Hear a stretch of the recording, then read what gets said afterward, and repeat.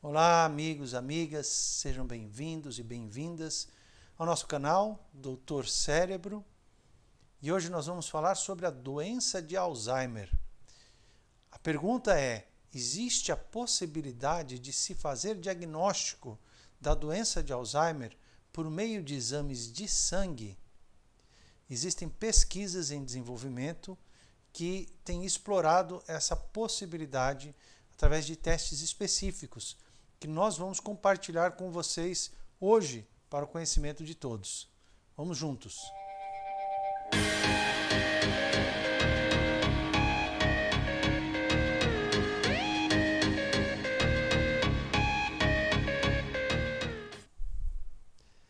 Muito bem, para quem não me conhece, meu nome é Roger Soares, eu sou médico neurologista aqui em São Paulo e trabalho principalmente com a neurologia cognitiva e comportamental. Se você quiser saber mais das nossas atividades, entre no nosso site doutorcerebro.com.br e aí você vai ler alguns artigos, vai conhecer a gente e também saber como fazer para entrar em contato conosco. Tem as formas de contato lá no nosso site para você marcar uma consulta presencial ou à distância, aquilo que for melhor para você, e a gente espera poder te ajudar também. O tema que nós escolhemos para falar hoje é a doença de Alzheimer. A gente sabe que a doença de Alzheimer é uma doença degenerativa do sistema nervoso central. E o que é isso? Doença degenerativa é aquela que causa a destruição progressiva do sistema nervoso central. A destruição das células do cérebro, a morte prematura, a morte precoce das doenças das células cerebrais, levando então, do ponto de vista de sintoma, no caso da doença de Alzheimer, a um declínio cognitivo. O que é um declínio cognitivo? É a perda das capacidades mentais de raciocínio, de pensamento, de memória, de atenção, de concentração, de linguagem. Em geral, a doença de Alzheimer começa por uma dificuldade de lembrança, especialmente de episódios mais recentes. A pessoa se lembra das coisas antigas, mas não as mais novas. Ela também fica muito repetitiva, faz as mesmas perguntas ou os mesmos comentários com seus familiares, como se não tivesse os feito antes. E também existem alterações comportamentais na doença de Alzheimer que são bastante frequentes e nem sempre comentadas ou discutidas popularmente. A pessoa com Alzheimer pode manifestar depressão, ansiedade, alucinações, delírios e outros tipos de alterações comportamentais que nós, dentro da neurologia, procuramos atender, tratar com medicamentos e com medidas comportamentais que ajudem a melhorar a qualidade de vida do paciente e dos familiares que estão envolvidos no cuidado dele. Atualmente, o diagnóstico definitivo da doença de Alzheimer depende da comprovação através do estudo direto do cérebro, que só acontece no momento da autópsia ou necrópsia, que seria o momento depois do falecimento do paciente em que se estuda, se analisa o cérebro do ponto de vista microscópico. Então, o diagnóstico que nós temos da doença de Alzheimer em pessoas vivas é um diagnóstico de probabilidade.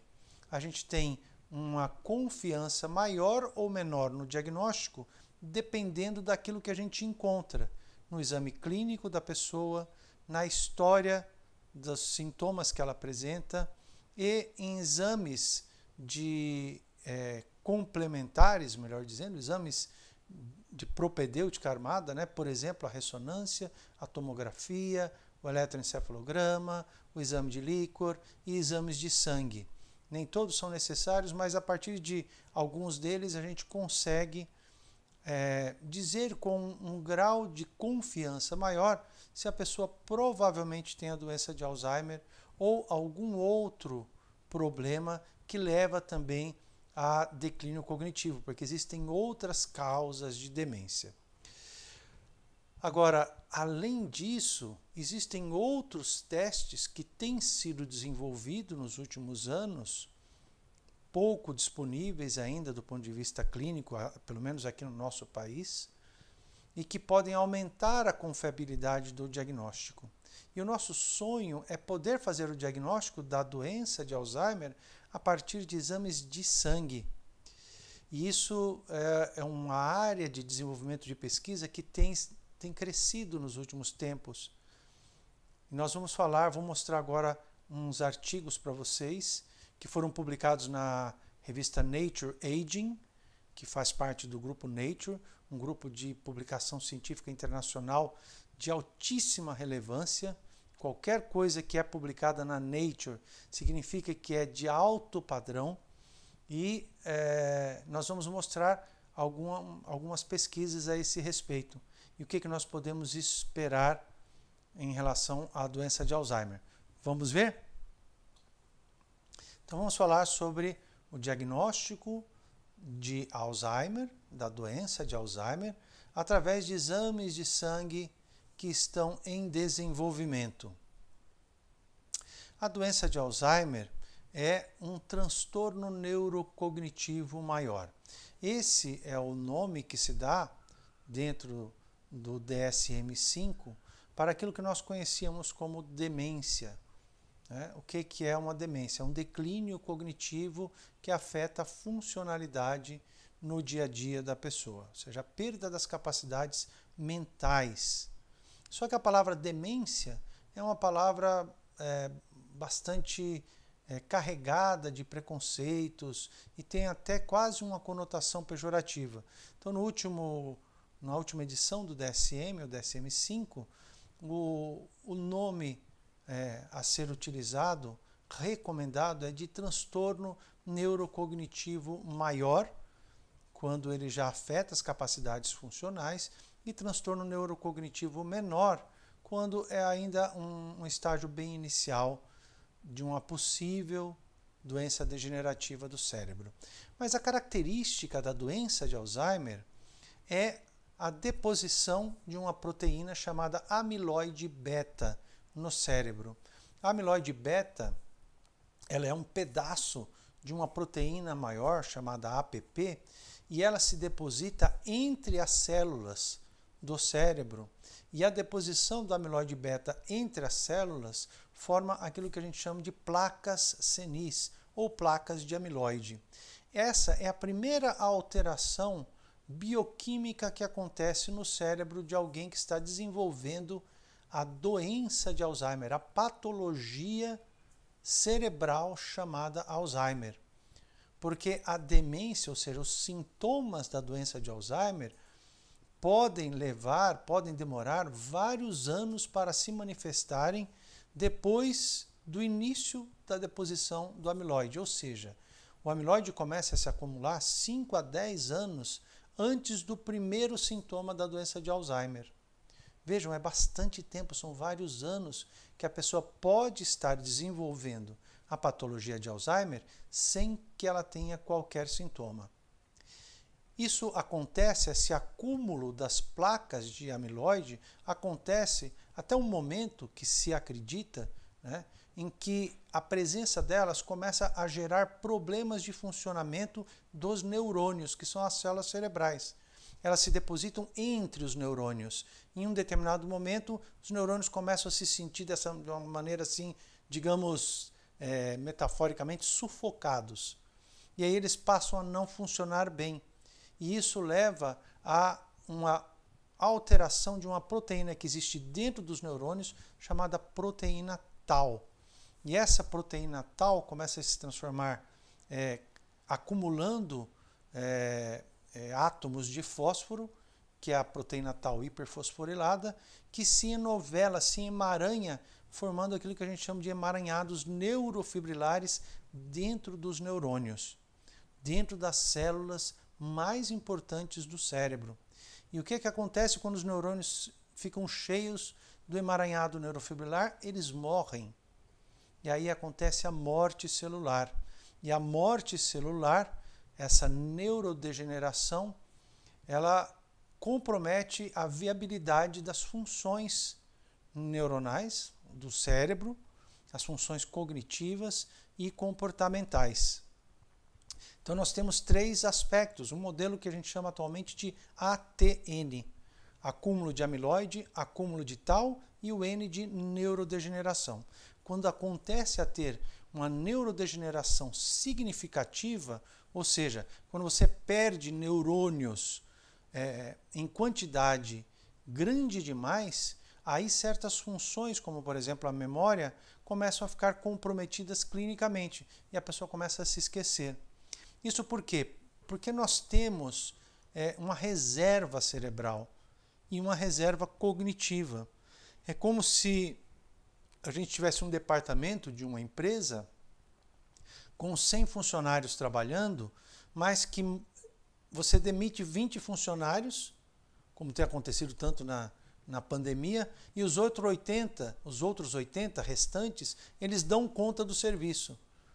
Enquanto não perder mais 10 ou mais 20, chegar a 60, quem está do lado de fora nem percebe que está tendo uma diminuição de funcionários dentro daquele departamento. E a mesma coisa com o cérebro. É preciso ter uma certa quantidade de morte celular, neuronal, para que se manifeste algum sintoma de deficiência cognitiva, né, ou de comportamento. Então, é assim que funciona a doença de Alzheimer. O importante é que são 5 a 10 anos de acúmulo das primeiras alterações patológicas para que surjam os primeiros sintomas clínicos. Ou seja, quando a pessoa procura um médico, um neurologista, com aquela queixa de que já não se lembra mais das coisas recentes, só das coisas antigas, tem esquecido de pagar a conta, tem levado mais multa no trânsito, porque não está conseguindo prestar atenção, se perde eventualmente, isso significa que a doença já vem se desenvolvendo há bastante tempo. E aí, qual é a expectativa de tratamento depois de muitos anos de desenvolvimento de doença? Ela fica mais reduzida. Atualmente, os tratamentos que nós temos para a doença de Alzheimer, eles visam principalmente melhorar a qualidade de vida. Mas nós não temos ainda nenhum tratamento que diminua a progressão da doença ou impeça que ela evolua, muito menos que regrida e recupere aquela degeneração cerebral que já ocorreu. Infelizmente, essa é a realidade que é bastante frustrante para os familiares, porque quando eles trazem um paciente com uma queixa cognitiva e a gente faz um diagnóstico de Alzheimer, eles gostariam de ouvir que a doença vai parar com os medicamentos. Mas, infelizmente, até o momento nós não temos um tratamento que seja capaz de fazer isso. Então, nós sabemos que o envelhecimento normal gera uma perda da massa cerebral. Em geral, a partir dos 35, 40 anos, né, jovem ainda, né, a gente começa a ter uma diminuição progressiva do nosso cérebro. A cada ano a gente diminui em torno de 0,3% o volume do encéfalo. E isso é a perda normal da idade. Então, conforme a gente vai ficando mais velho, o nosso cérebro vai diminuindo de tamanho. E a nossa capacidade cognitiva também vai diminuindo. Nossa capacidade de memória, de atenção, concentração, de planejamento, organização, execução, de orientação no tempo e no espaço, todas essas funções cerebrais, elas vão diminuindo. O lado bom é que com a idade a gente vai acumulando sabedoria, a gente vai acumulando experiência de vida. Então a gente já resolveu muitos problemas na vida e a gente aprendeu como resolvê-los. Porque se a gente tivesse que aprender novamente coisas novas com a mesma exigência que a gente tinha no começo da nossa vida, quando a gente era inexperiente, a gente ia ter muito mais dificuldade. Então a natureza é relativamente sábia. Os jovens são inexperientes e têm muita coisa para aprender e têm capacidade de aprender muita coisa e rapidamente. E os mais velhos já têm bastante experiência, têm uma sabedoria acumulada, já não precisam aprender tanto, porque se precisassem, eles levariam mais tempo. Então existe um declínio normal da idade. Agora, existem algumas situações em que esse declínio ele começa a ser além do esperado para o envelhecimento. E o primeiro sintoma é a própria pessoa que percebe. Nem sempre a própria pessoa percebe, mas muitas vezes a pessoa observa que já não tem mais aquela vivacidade, aquela agilidade mental que ela costumava ter.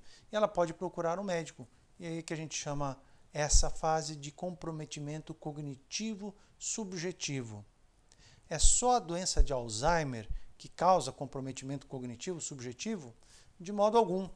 Quando uma pessoa chega aqui no meu consultório perguntando o que está acontecendo com a minha capacidade mental, com a minha memória, a gente faz uma investigação detalhada para buscar um diagnóstico.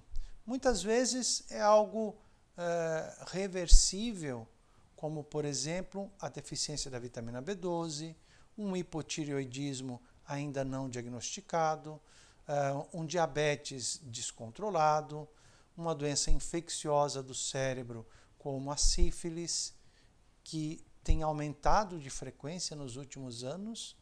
As pessoas parecem que não têm tomado os devidos cuidados durante as relações sexuais, e a sífilis é uma doença que pode levar muito tempo para chegar até o cérebro, mas uma vez que ela chega, ela pode levar a manifestações cognitivas também. Deixa eu tomar uma aguinha aqui. Às vezes pode ser a pressão, né? Pode ser o cigarro, enfim. Comprometimento cognitivo subjetivo, ele pode ter causas reversíveis ou irreversíveis. Mas o importante é que ele é mais uma percepção da pessoa. Já numa fase um pouco mais avançada de alteração clínica, nós temos o comprometimento cognitivo leve, em que a pessoa sente ou um familiar percebe e nós, do ponto de vista clínico, nós evidenciamos uma dificuldade cognitiva razoável.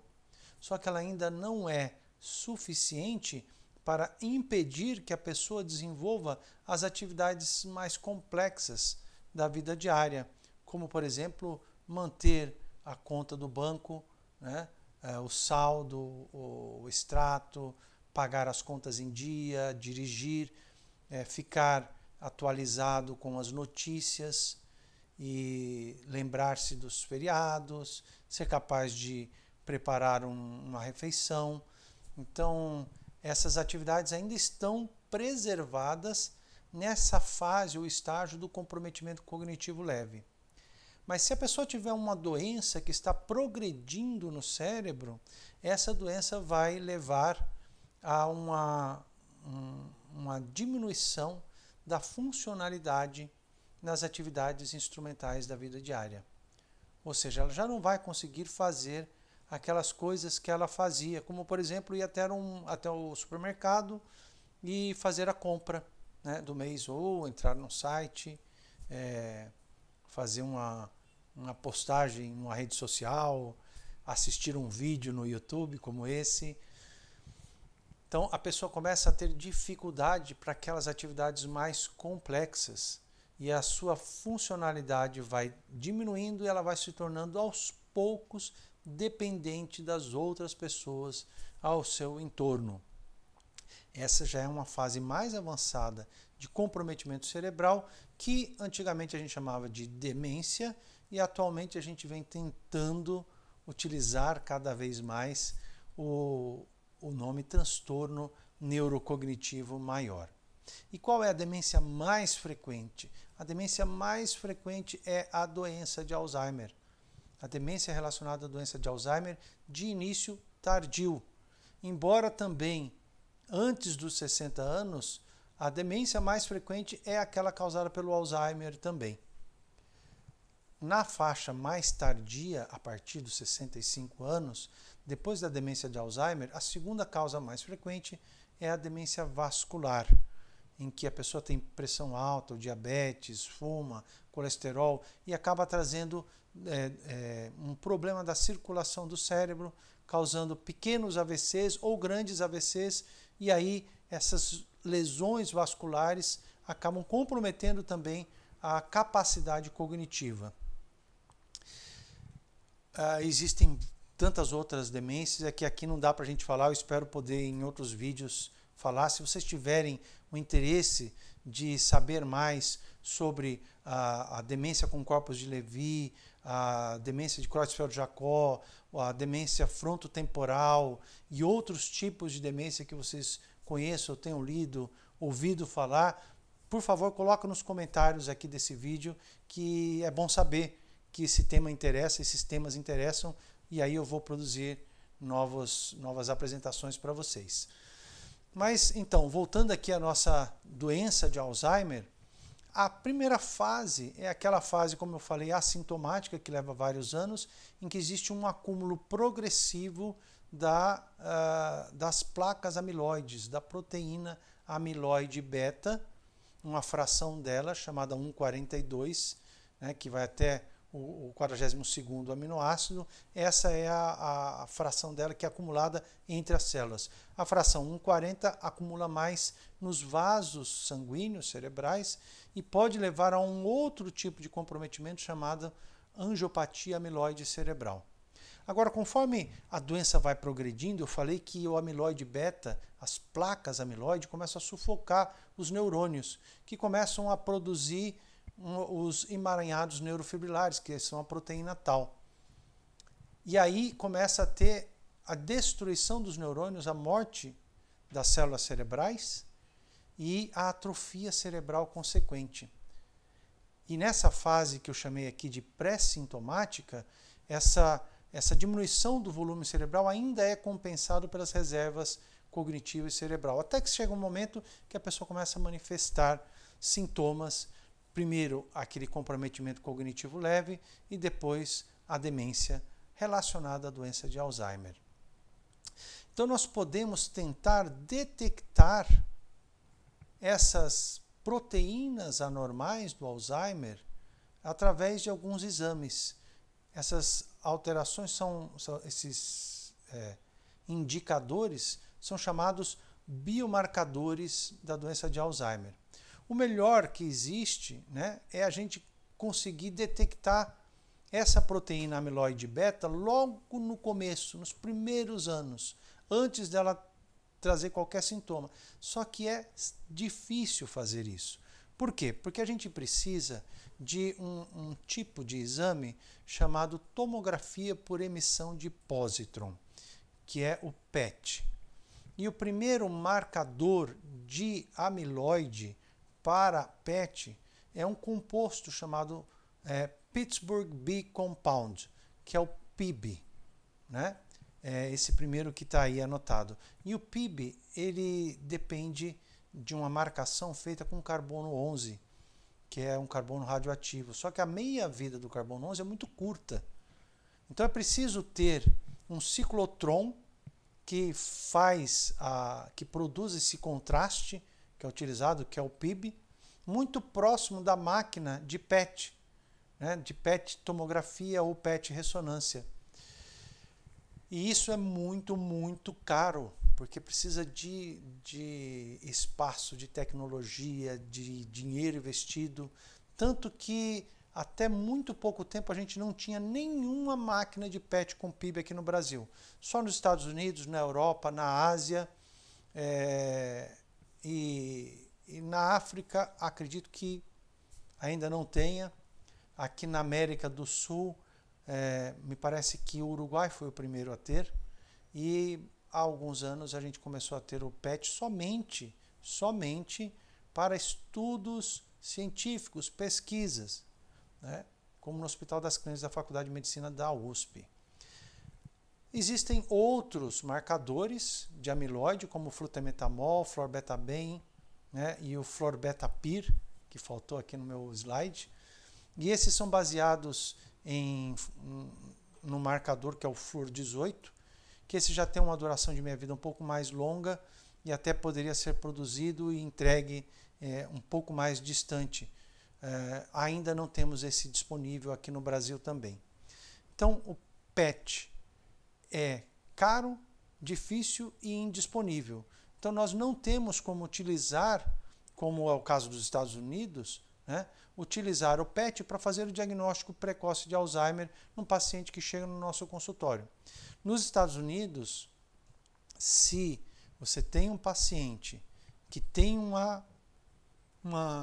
sinal de declínio cognitivo e você tem dúvida quanto à possibilidade de Alzheimer ou de um outro tipo de demência, de doença degenerativa, você pode solicitar um PET com PIB ou um PET com um desses outros marcadores baseado em flúor.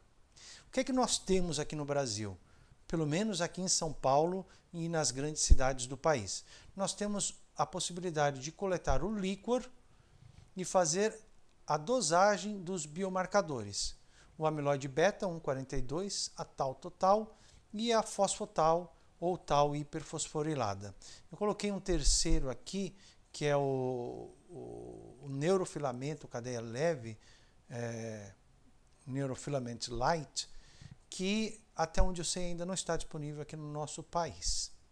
Existem outros também, o 1433, mas o que importa para nós no diagnóstico de Alzheimer são esses dois primeiros, pelo menos até o momento aqui no nosso país.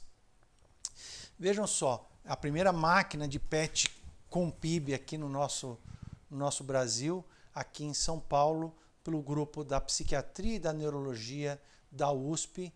Eles já publicaram em 2019, no começo de 2019, os primeiros estudos demonstrando que, comparando-se dois grupos, um com comprometimento cognitivo pela doença de Alzheimer e um sem comprometimento cognitivo, que aqueles que não tinham comprometimento cognitivo, os indivíduos normais, nessa primeira aqui do lado esquerdo, né, eles não têm uma grande captação do contraste PIB. Já olhando para o lado direito, essa outra marcação bem amarela, esses são os pacientes com Alzheimer. Mas vejam que esse estudo foi feito, um estudo de grupo, comparando um grupo com o outro grupo. Isso é bem importante. É lógico que o Hospital das Clínicas tem sido sempre muito ativo em termos de pesquisa e certamente as coisas já evoluíram desde essa publicação de 2019 e a gente espera que aos poucos, quem sabe, a gente possa ter acesso também a esse tipo de exame na nossa prática clínica. E o exame de líquor? Esse já está disponível e é realizado por alguns laboratórios especializados em líquor daqui do nosso país. Alguns já dosam, testam diretamente o amiloide beta, o tau total e a tau hiperfosforilada, e outros mandam para fora. Né? Tem laboratório que colhe o líquor aqui e manda para os Estados Unidos para que a dosagem desses 3 biomarcadores seja feita. O problema é que o exame de líquor ele depende de uma punção, e você enfiar uma agulha na base da coluna da pessoa para tirar o líquido, aquele mesmo líquido que é tirado para ver a meningite. É no espaço liquórico que é feita também a anestesia RAC, ou RAC anestesia, muito usada em procedimentos cirúrgicos abdominais. Então existe o problema de ser um teste mais invasivo, o qual muitos pacientes não têm nem a vontade, nem a condição de fazer, porque às vezes não conseguem ficar parados para coletar um exame como esse. Então o que a gente gostaria? A gente gostaria que a gente tivesse um exame de sangue que fizesse o diagnóstico de Alzheimer. Nós já vimos alguns trabalhos identificando a amiloide beta, essa proteína normal do Alzheimer, no fundo do olho. Mas a gente ainda não está no ponto de utilizar isso clinicamente. Então, a equipe liderada pelo Dr. Nicholas Cullen publicou no final do ano passado, na Nature Aging, esse primeiro artigo científico que eu estou colocando aqui, que é prognóstico individualizado do declínio cognitivo e demência em comprometimento cognitivo leve, baseado em combinação de biomarcadores no plasma, ou seja, no sangue. E depois, agora, esse ano, em janeiro, esse mesmo artigo foi comentado na própria revista Nature Aging pela doutora Schindler, Suzanne Schindler, e o Randall Bateman, também falando das implicações desse estudo, né? Então, vamos ver aí. Eu já falei do modelo ATN, né? Amiloide, tau e neurodegeneração. E no estudo do Dr. Cullen, ele fala da possibilidade de detectar no líquor e também no sangue a relação entre o amiloide beta 42 e o amiloide beta 40 como uma possibilidade de identificação precoce da doença de Alzheimer. Também no sangue é possível de detectar a proteína tau fosforilada na posição 181, que é uma posição de treonina, um aminoácido chamado treonina. E esse biomarcador pode ser detectado no sangue e representa o segundo aspecto, o do T, no modelo ATN. E por fim, o neurofilamento leve, o NFL, ele é um indicador da terceira etapa da patologia de Alzheimer, que é relacionada com a letra N, que é o de neurodegeneração. Acontece que esses biomarcadores já vinham sendo estudados pelo próprio grupo do Cullen, só que num nível como esse que foi feito da USP, do PET com PIB que eu mostrei, no nível de grupo. Então, pegou um grupo de pacientes normais e viu esses biomarcadores. Pegou um outro grupo de pacientes normais, com demência, e viu esses marcadores. E ele detectou que existia uma diferença significativa da presença desses marcadores. Se eles estavam alterados, eles eram indicativos de demência, porque eles eram vistos mais nas pessoas doentes pela doença de Alzheimer. Então a gente já sabia que esses biomarcadores sanguíneos funcionavam no nível de grupo, como estatística, valor estatístico. E o que foi tentado identificar nesse novo artigo, nessa nova pesquisa, é se esses biomarcadores teriam algum valor no nível individual, né? Então, no nível individual, tem um valor preditivo, ou seja, se esse exame vier alterado numa pessoa, isso significa que ela tem doença de Alzheimer? Ou somente no nível de grupo, no nível de pesquisa, é que esses biomarcadores têm algum valor? E foi essa a ideia que levou a essa pesquisa, né? E aí eles tiveram a abordagem seguinte: ao invés de a gente testar um marcador, vamos ver se a soma deles pode trazer um valor de identificação desses pacientes mais precocemente, né?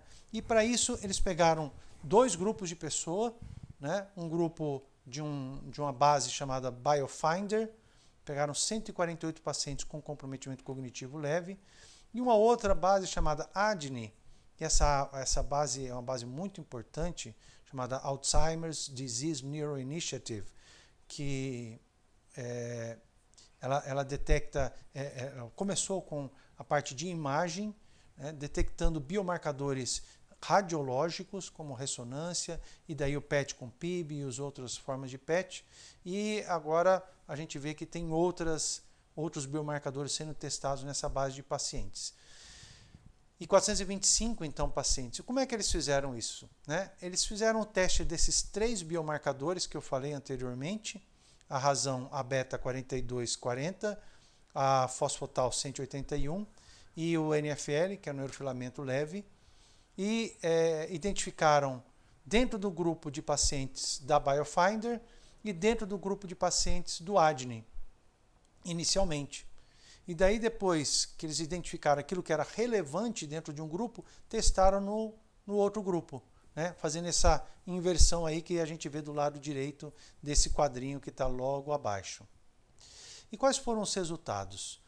Primeira coisa importante, que o modelo ATN completo, ou seja, com os 3 biomarcadores no sangue, foi tão bom para predizer a evolução para a doença de Alzheimer ou declínio cognitivo quanto o exame de líquor.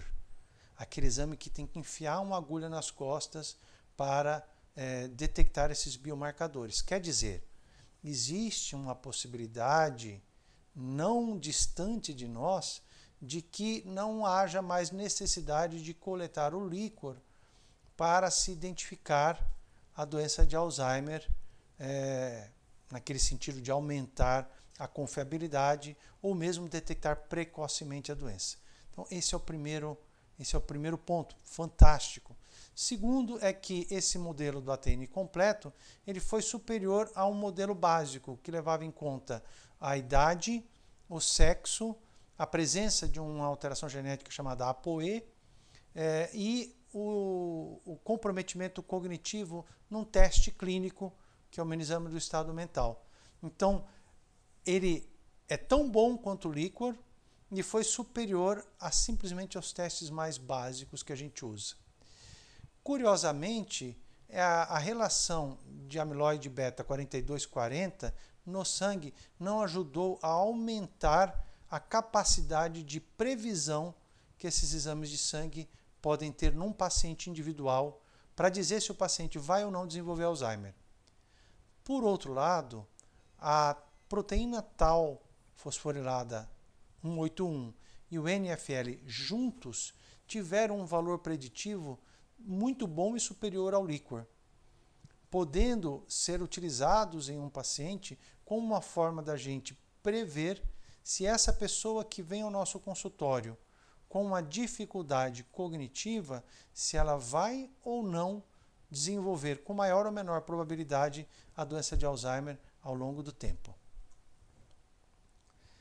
Então, esse teste de sangue ele foi útil, né, juntando com alguns aspectos, em termos do risco de declínio cognitivo. Um dos testes que a gente aplica no consultório é o mini-exame do estado mental, MEEM, aí no nosso slide. E se uma pessoa ela vem já com alguma alteração do mini-exame do estado mental, isso significa que ela já tem um comprometimento cognitivo detectável objetivamente.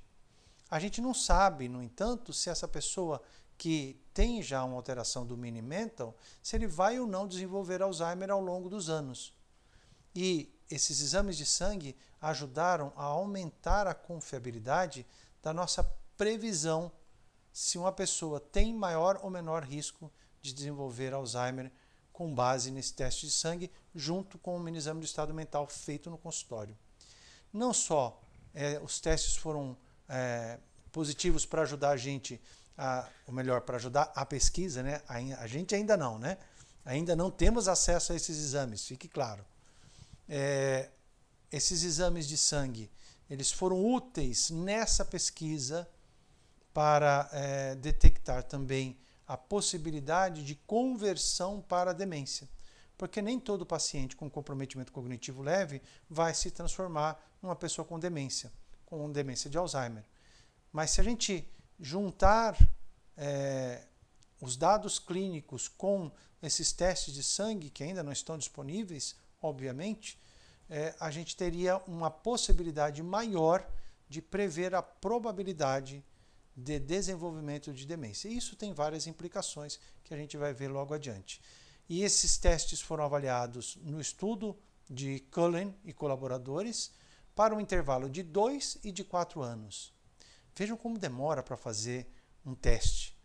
E as pessoas às vezes veem na internet ou mesmo num programa de TV alguém anunciando um novo teste ou uma nova droga e já acham que no mês seguinte já está disponível, né? Enfim, se vocês quiserem um assunto interessante, procurem irisina no meu site e eu falo sobre a descoberta da irisina, né, como um fator relacionado à preservação dos neurônios no cérebro. E aí vocês vão talvez entender um pouco mais do tempo que leva entre uma descoberta clínica até uma possível utilização, uma descoberta de pesquisa até uma possível utilização clínica. Mas vamos seguir aqui. E aí, com base no resultado dessa pesquisa muito interessante, eles montaram um site chamado predictprogression.com, né? prevejaprogressão.com, em que você coloca, isso é obviamente para fins educacionais e de pesquisa, não é para uso clínico, mesmo porque a fosfotal 181 e o NFL não estão disponíveis nem aqui no Brasil ainda para uso comercial, mas é possível colocar a idade do paciente, o mini exame do estado mental, a presença ou ausência desses biomarcadores e saber a risco de conversão para demência com 2 e 4 anos. E eu entrei lá e fiz um teste, uma simulação de um paciente masculino de 73 anos que tivesse sido avaliado no consultório e obtido uma pontuação no mini exame do estado mental de 26 pontos, possível em 30, e que ele tivesse feito o exame de sangue e detectado a fosfotal 181 positivo no sangue e o neurofilamento leve positivo também no sangue. E aí a gente vê que o risco dele médio de desenvolver o Alzheimer em 4 anos é de em torno de 90%. E nesse período de 90%, a gente pode prever, de 4 anos, a gente pode prever que ele vai passar de 26 pontos do mini exame do estado mental para algo em torno de 19. Quer dizer que dentro dessa faixa de variação que aparece aí, é uma faixa pequena, né, nesse caso que eu coloquei, né, um paciente já com alteração do mini exame do estado mental e com os 2 biomarcadores sanguíneos positivos, existe uma confiança relativamente alta de que haverá uma piora, uma progressão e, muito provavelmente, uma conversão para um diagnóstico formal de demência de Alzheimer em até 4 anos. Muito interessante isso, né? Para um nível de indivíduo, não só de grupo. Então, quais as conclusões que a gente tira desse estudo? Primeiro que em breve nós teremos a possibilidade de fazer diagnóstico menos invasivo na doença de Alzheimer. Menos invasivo porque não será necessário coletar o líquor, nem submeter o paciente a um PET com PIB ou com outro marcador de amiloide ou de tau. Segundo, que nós possivelmente vamos ter a possibilidade de fazer o diagnóstico mais precoce. E é muito importante isso, porque a gente sabe que muito provavelmente a chance de nós impedirmos a evolução para uma doença de Alzheimer é nessa janela inicial de tempo, em que existe um começo de alteração física no cérebro, mas ainda não existem sintomas. Outro fator é que o diagnóstico através de exame de sangue será provavelmente mais barato e mais disponível. Quer dizer que será possível, talvez, aplicar exames de sangue num grupo grande de pessoas, mesmo sem queixa, e detectar aqueles que vão provavelmente desenvolver a doença de Alzheimer, e essas pessoas poderão participar em pesquisas e talvez serem candidatas a tratamentos precoces. Então, vejam como isso é interessante, como a gente tem a possibilidade de evolução, né, clínica para esses pacientes, da possibilidade de tratamento precoce da doença de Alzheimer e mudar as coisas antes que elas fiquem ruins. Existe bastante esperança para a evolução do tratamento e das pesquisas em torno da doença de Alzheimer para os próximos anos, e a gente acredita que o diagnóstico através de exame clínico será uma dessas coisas importantes, né? Então, é isso que eu queria compartilhar com vocês. Se vocês gostaram, por favor, compartilhem com os amigos, inscreva-se no nosso canal, deixe o seu like, seu joinha, faça os seus comentários para que a gente saiba que tipo de assunto é legal. Se o vídeo ficou longo, nossa, esse vídeo ficou muito longo. Peço desculpas porque eu me empolguei. Vou fazer os próximos mais curtos, tá certo? E se vocês quiserem, então, conhecer um pouco mais do nosso trabalho e entrar em contato, basta através do WhatsApp, falar com a nossa secretária Vanessa, nesse número que aparece aí na tela. Então, eu me despeço aqui, fiquem bem, fiquem em paz e a gente se fala na nossa próxima semana sobre esses assuntos tão interessantes que envolvem o cérebro.